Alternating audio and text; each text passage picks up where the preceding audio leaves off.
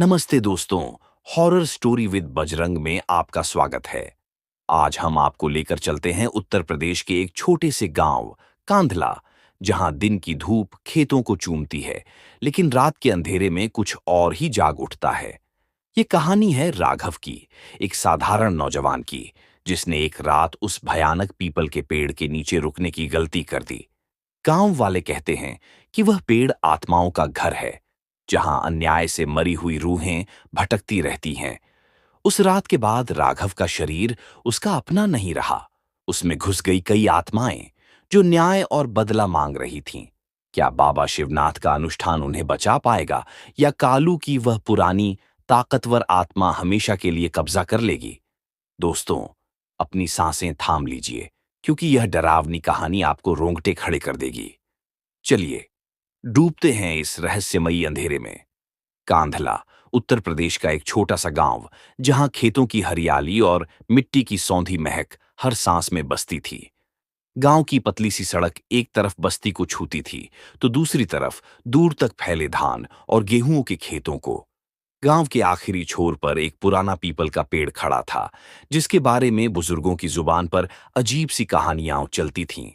कहते थे, वह पेड़ सैकड़ों साल पुराना है। रात के सन्नाटे में उसकी पत्तियां ऐसी हिलती थीं, जैसे कोई फुसफुसा रहा हो। गांव वालों का मानना था कि उस पेड़ के नीचे कोई नहीं रुकता। जो रुका, वह या तो लौटा ही नहीं, या फिर वैसा नहीं लौटा जैसा गया था। इसी गांव में रहता था राघव, 23 साल का एक नौजवान।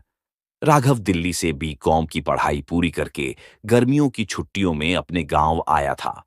वह पढ़ा लिखा था, समझदार था, और गांव के लिए थोड़ा आधुनिक भी।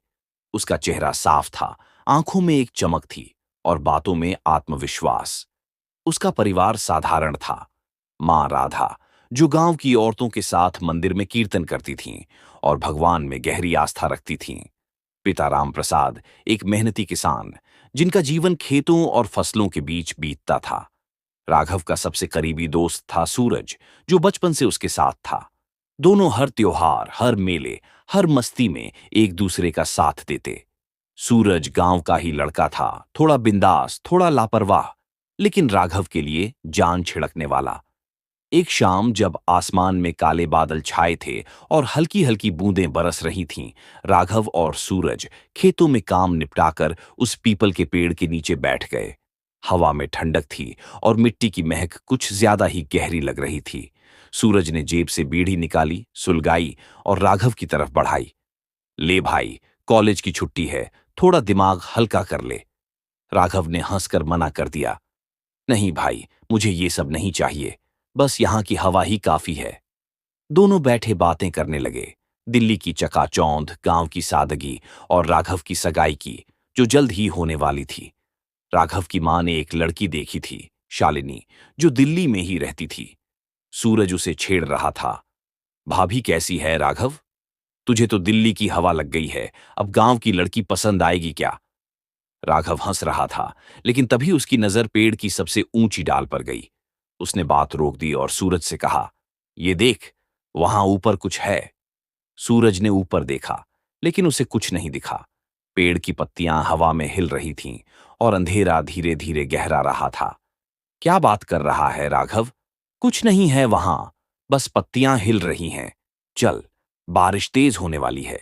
लेकिन राघव ने बस एकटक उस डाल को देखा। उसकी आंखें सिकुड़ गई थीं, जैसे वह कुछ देख रहा हो जो सूरज को नहीं दिख रहा था। उसने धीमी आवाज में कहा, तू जा, मैं थोड़ी देर में आता हूं। सूरज ने कंधे उचकाए। ठीक है पागल, जल्दी आ जाना, वरना तेरी मां मुझे डांटेगी। वह हंसता हुआ वहां से चला गया। राघव अब अकेला था।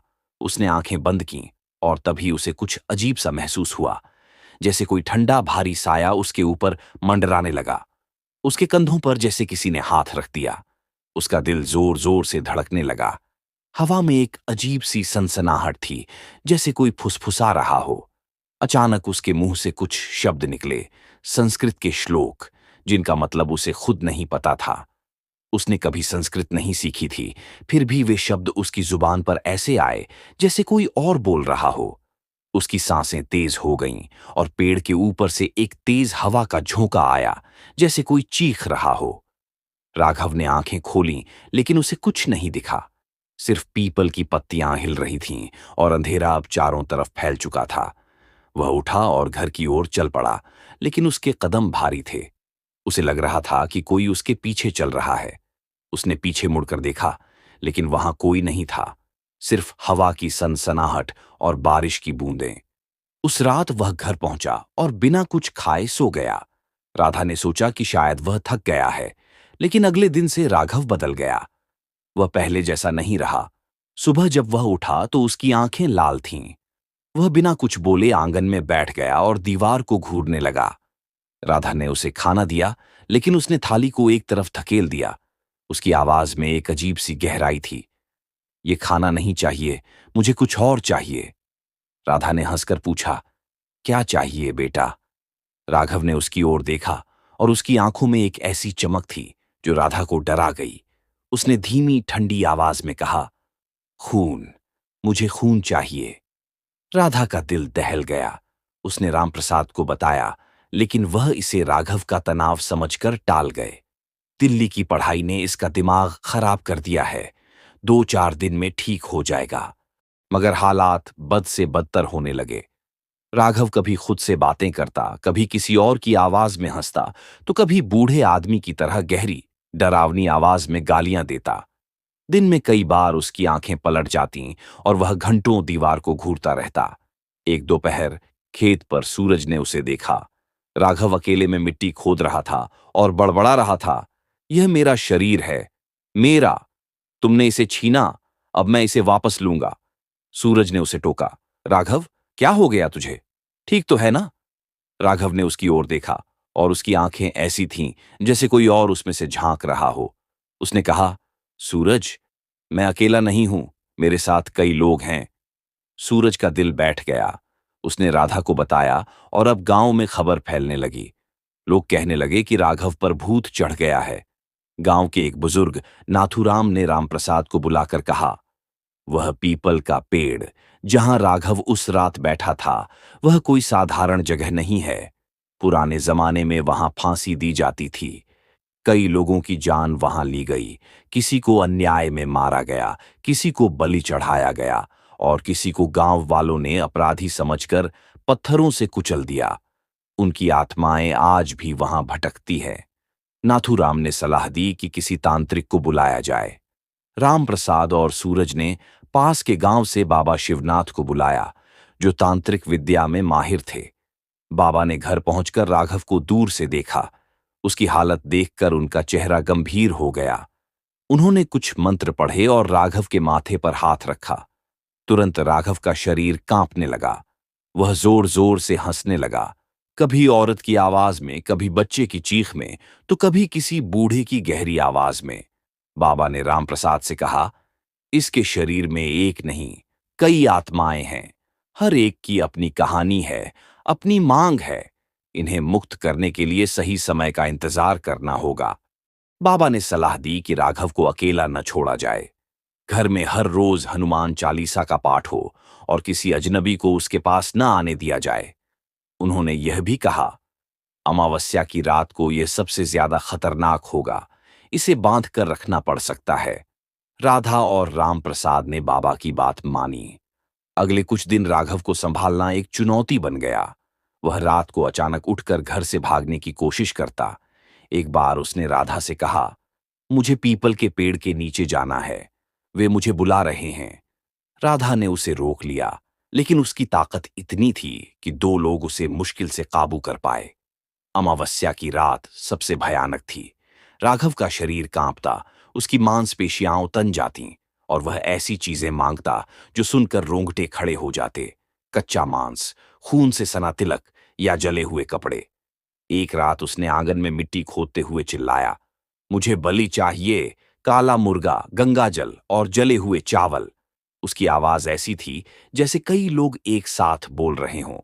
राधा ने देखा कि वह मिट्टी में अपने नाखून घुसा रहा था, जैसे कोई कब्र बना रहा हो। गांव में डर का माहौल बन गया। लोग राघव को देखकर रास्ता बदल लेते। बच्चे उसे देखकर भागने लगे। उसकी मंगेतर शालिनी को उसके परिवार ने दिल्ली से आने से मना कर दिया।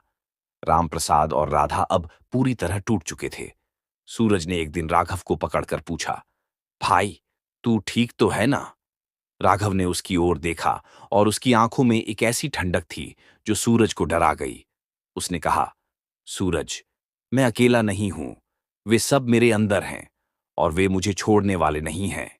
रामप्रसाद ने फैसला किया कि अब और इंतजार नहीं किया जा सकता। उन्होंने बाबा शिवनाथ को फिर से बुलाया।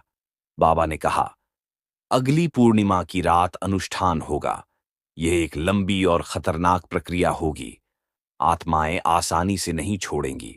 उन्होंने पूजा के लिए सामान की लंबी लिस्ट दी। काला मुर्गा, गंगाजल, पीपल के पत्ते, पुराने तांबे के बर्तन और रक्त मिश्रित राख। राधा और रामप्रसाद ने सब कुछ जुटाने में दिन रात एक कर दिए। पूर्णिमा की रात नजदीक आ रही थी। गांव में एक अजीब सा सन्नाटा था। लोग अपने घरों में दुबक गए थे। पीपल का पेड़, जो हमेशा शांत रहता था, उस रात और भी रहस्यमयी लग रहा था। राघव का व्यवहार अब पूरी तरह अनियंत्रित हो चुका था। वह दिन में चुप रहता, लेकिन रात होते ही चीखने लगता।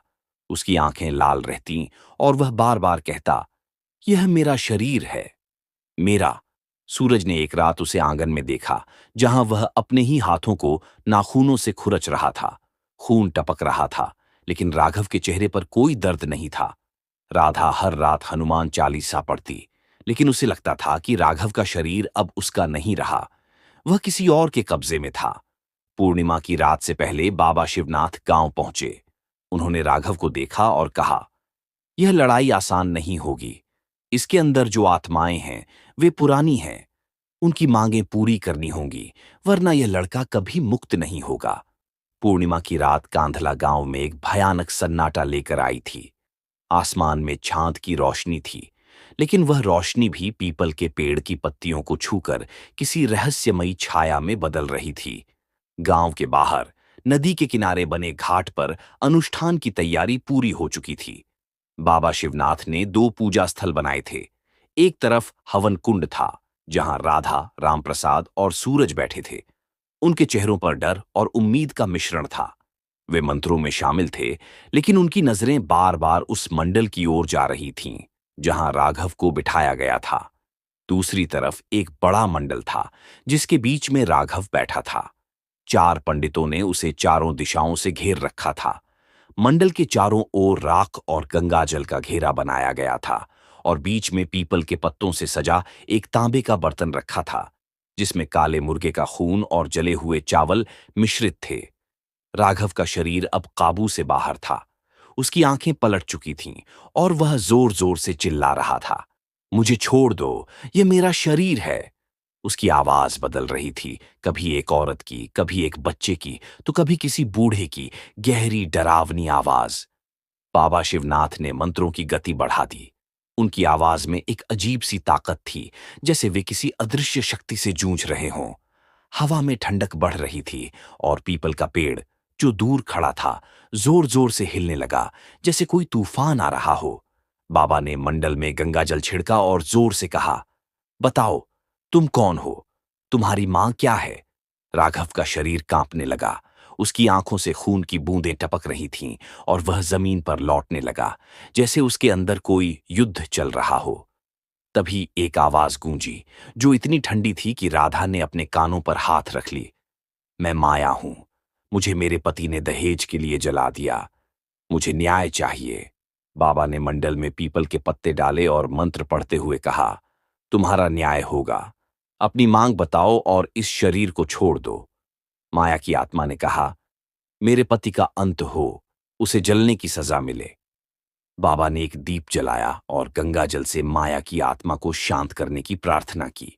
राघव का शरीर थोड़ा शांत हुआ, लेकिन तभी एक दूसरी आवाज गूंजी। यह एक बूढ़े सिपाही की थी। मैं रघुनाथ हूं। गांव वालों ने मुझे गद्दार समझकर मार डाला। मेरा अंतिम संस्कार नहीं हुआ। मुझे मुक्ति चाहिए। बाबा ने मंडल में राख डाली और कहा, तुम्हारा अंतिम संस्कार होगा, तुम्हें शांति मिलेगी। एक तीसरी आत्मा बोल उठी, एक जवान लड़की की। मैं रानी हूं। मेरे ससुराल वालों ने मुझे आत्महत्या के लिए मजबूर किया। मैं बदला चाहती हूं। राधा यह सुनकर रोने लगी। उसने बाबा से कहा, इन सब को शांत कर दो, मेरे बेटे को बचा लो। बाबा ने गंभीर स्वर में कहा, हर आत्मा की अपनी मांग है, हमें सबको शांत करना होगा। उन्होंने हवन कुंड में आहुति दी और मंत्रों को और तेज कर दिया। राघव का शरीर अब और जोर से कांपने लगा। वह अपने बाल नोच रहा था और उसके नाखूनों से खून टपक रहा था। सूरज ने उसे पकड़ने की कोशिश की, लेकिन बाबा ने उसे रोक दिया। छूना मत, ये आत्माएं खतरनाक हैं। तभी एक चौथी आवाज गूंजी, जो अब तक चुप थी। यह आवाज इतनी भयानक थी कि पास के कुत्ते भौंकने लगे। मैं कालू हूं, इस गांव का जमींदार। 100 साल पहले गांव वालों ने मुझे मार डाला, मेरी संपत्ति छीन ली, मेरा शरीर जला दिया। मैंने कसम खाई थी कि मैं वापस आऊंगा। ये लड़का मेरा माध्यम है। राधा चीख पड़ी, मेरे बेटे को छोड़ दो। बाबा ने कहा, यह आत्मा सबसे ताकतवर है, इसे निकालना आसान नहीं होगा। उन्होंने मंडल में काले मुर्गे का खून डाला और एक प्राचीन मंत्र पढ़ा, जो उनके गुरु ने उन्हें सिखाया था। राघव का शरीर जोर से कांपा और उसकी चीखें आसमान को चीरने लगीं। मैं नहीं जाऊंगा, यह शरीर मेरा है। कालू की आत्मा चिल्लाई। बाबा ने चारों पंडितों को और जोर से मंत्र पढ़ने को कहा। हवन कुंड की आग अब तेज हो रही थी और धुआं मंडल के ऊपर मंडराने लगा। राघव का चेहरा बार बार बदल रहा था। कभी माया की तरह रोता, कभी रघुनाथ की तरह गुस्से में चिल्लाता, तो कभी रानी की तरह कांपता। लेकिन कालू की आत्मा सबसे ज्यादा हावी थी। उसकी आवाज गहरी और ठंडी थी, जैसे कोई कब्र से बोल रहा हो। ये गांव मेरा था, मैं इसे वापस लूंगा। बाबा ने मंडल में गंगा जल डाला और एक आखिरी मंत्र पढ़ा। राघव का शरीर अब पूरी तरह थरथराने लगा। उसने खुद को जमीन पर पटकना शुरू कर दिया। उसकी आंखों से खून की बूंदें टपक रही थीं और उसके नाखून मिट्टी में घुसे हुए थे। सूरज और रामप्रसाद यह देखकर डर गए, लेकिन बाबा ने उन्हें चुप रहने को कहा। यह आखिरी लड़ाई है, डरो मत। रात के आखिरी पहर में अनुष्ठान अपने चरम पर था। चांद की रोशनी धीमी पड़ने लगी थी और हवा में एक अजीब सी ठंडक फैल गई थी। पीपल का पेड़ जोर जोर से हिल रहा था, जैसे कोई उसकी डालियों को हिला रहा हो। राघव की चीखें अब और तेज हो गई थीं। मुझे छोड़ दो, मुझे शांति दो। बाबा ने मंडल में जले हुए चावल डाले और मंत्रों की गति और बढ़ा दी। एक एक करके आत्माएं बोलने लगीं। माया ने कहा, मुझे न्याय मिला, मैं अब मुक्त हूं। रघुनाथ ने कहा, मेरा अंतिम संस्कार पूरा हुआ। रानी ने कहा, मेरे ससुराल वालों को सजा मिलेगी, मैं अब चली जाऊंगी। लेकिन कालू की आत्मा अभी भी अड़ी थी। उसने चिल्लाकर कहा, मैं नहीं जाऊंगा, यह शरीर मेरा है। बाबा ने मंडल में राख और गंगाजल का तिलक बनाया और एक ऐसा मंत्र पढ़ा, जो इतना प्राचीन था कि पंडित भी उसे सुनकर चौंक गए। राघव का शरीर जोर से कांपा और एक भयानक चीख निकली। नहीं, कालू की आत्मा चिल्लाई। तभी हवा रुक गई, पीपल का पेड़ शांत हो गया। पास के कुत्ते, जो पूरी रात भौंक रहे थे, चुप हो गए। राघव का शरीर ढीला पड़ गया। वह बेहोश होकर मंडल में गिर पड़ा। बाबा ने उसकी नब्ज टटोली और कहा, यह अब सुरक्षित है, आत्माएं चली गई हैं। राधा और रामप्रसाद रोते हुए राघव के पास दौड़े। सूरज ने उसे उठाया और पानी के छींटे मारे। राघव की आंखें धीरे धीरे खुलीं। उसने कमजोर आवाज में पूछा, मैं कहाँ हूं? बाबा ने मुस्कुराते हुए कहा, तू अपने घर पर है राघव, अब सिर्फ तू है और कोई नहीं। राघव 2 दिन तक सोया। उसका शरीर कमजोर था, जैसे उसकी आत्मा भी थक चुकी हो। राधा हर पल उसके पास बैठी रही, रोती रही और बस यही कहती रही, मेरा बेटा वापस आ गया। तीसरे दिन राघव उठा। उसका चेहरा उतरा हुआ था, आंखों के नीचे गहरे काले घेरे थे। उसने अपनी मां से पूछा, मां, मेरे साथ क्या हुआ था? राधा ने उसे गले लगाया और कहा, कुछ नहीं बेटा, बस एक बुरा सपना था। लेकिन राघव को कुछ याद था। उसे वह रात याद थी, जब उसने पीपल के पेड़ की डाल पर कुछ देखा था। उसे वह ठंडा साया याद था, जो उसके कंधों पर उतरा था। उसे वे संस्कृत के श्लोक याद थे, जो उसने कभी नहीं सीखे थे। गांव में सब कुछ सामान्य होने लगा, लेकिन राघव पहले जैसा नहीं रहा। वह कम बोलता, अकेले बैठता और कभी-कभी रात को आसमान की ओर देखता, जैसे कोई उसे बुला रहा हो। उसकी मंगेतर शालिनी ने उससे मिलने की कोशिश की, लेकिन राघव ने उसे मना कर दिया। वह कहता, मैं अभी तैयार नहीं हूं। सूरज ने कई बार उसे हिम्मत दी, लेकिन राघव बस हल्के से मुस्कुराता और कहता, सूरज, यह शरीर मेरा है, लेकिन कभी-कभी मुझे लगता है कि कोई और अभी भी यहाँ है। कुछ महीने बाद गांव में एक और अजीब घटना हुई। एक रात जब सूरज अपने खेत से लौट रहा था, उसने पीपल के पेड़ के नीचे एक साया देखा। वह रुक गया। साया राघव जैसा लग रहा था, लेकिन उसकी आंखें लाल थीं और वह धीमी, गहरी आवाज में कुछ बड़बड़ा रहा था। सूरज ने पास जाने की हिम्मत नहीं की। उसने घर जाकर राधा को बताया। राधा ने बाबा शिवनाथ को फिर से बुलाया। बाबा ने गांव का दौरा किया और राघव को देखा। उसकी हालत देखकर उनका चेहरा गंभीर हो गया। उन्होंने कहा, कालू की आत्मा पूरी तरह नहीं गई। वह अभी भी पीपल के पेड़ से बंधी है। राघव को उस पेड़ के पास कभी नहीं जाना चाहिए। उन्होंने गांव वालों को सलाह दी कि उस पेड़ के आसपास एक छोटा सा मंदिर बनाया जाए और नियमित पूजा की जाए, ताकि आत्माएं शांत रहें। गांव वालों ने बाबा की बात मानी। पीपल के पेड़ के पास एक छोटा सा हनुमान मंदिर बनाया गया और हर पूर्णिमा को वहां दीप जलाए जाने लगे। राघव ने फिर कभी उस पेड़ की ओर नहीं देखा, लेकिन रात को जब वह सोता था, उसे सपने में वही ठंडा साया दिखता था। वह साया जो कहता था, यह शरीर मेरा है। हर बार जब वह जागता, उसे लगता कि उसका शरीर हल्का है, लेकिन उसका मन अभी भी किसी के कब्जे में है। कांधला के लोग आज भी उस पीपल के पेड़ से डरते हैं। कहते हैं कि रात को जब चांद की रोशनी उसकी पत्तियों पर पड़ती है, तो वहां से अजीब सी आवाजें आती हैं। कोई रोता है, कोई हंसता है और कोई फुसफुसाता है, मुझे मुक्ति दो। राघव अब भी गांव में रहता है, लेकिन वह अब पहले वाला राघव नहीं है। वह बस एक सवाल के साथ जीता है, यह शरीर उसका है या किसी और का। कभी-कभी जब वह अकेले में बैठता है, उसे लगता है कि कोई उसके कंधे पर हाथ रख रहा है। वह पीछे मुड़ता है, लेकिन वहां कोई नहीं होता, सिर्फ हवा की सनसनाहट और पीपल के पेड़ की पत्तियों की फुसफुसाहट। और हर बार वह अपने आप से पूछता है, क्या मैं वाकई अकेला हूं? तो दोस्तों, ये थी राघव की भयानक कहानी, जो कांधला गांव के उस पीपल के पेड़ के साए में आज भी सांस लेती है। अनुष्ठान से आत्माएं चली गईं, लेकिन क्या कालू की वह ठंडी गहरी रूह वाकई मुक्त हुई? राघव बच तो गया, मगर उसके सपनों में आज भी वह साया मंडराता है, फुसफुसाता है कि यह शरीर उसका है। गांव वाले कहते हैं कि पूर्णिमा की रात को पेड़ की डालियां हिलती हैं और वहां से आती हैं चीखें, कभी माया की रोने की, कभी रघुनाथ की गालियों की, तो कभी कालू की धमकी की। राघव अब भी जीता है, लेकिन हर रात सोचता है कि क्या वह अकेला है। दोस्तों, अगर आप कभी किसी पुराने पेड़ के नीचे रुकें, तो जरा सुन लीजिएगा। शायद कोई आपकी प्रतीक्षा कर रहा हो। कहानी अच्छी लगे तो लाइक, सब्सक्राइब, कमेंट करना। आप कहां से सुन रहे हो? नमस्ते।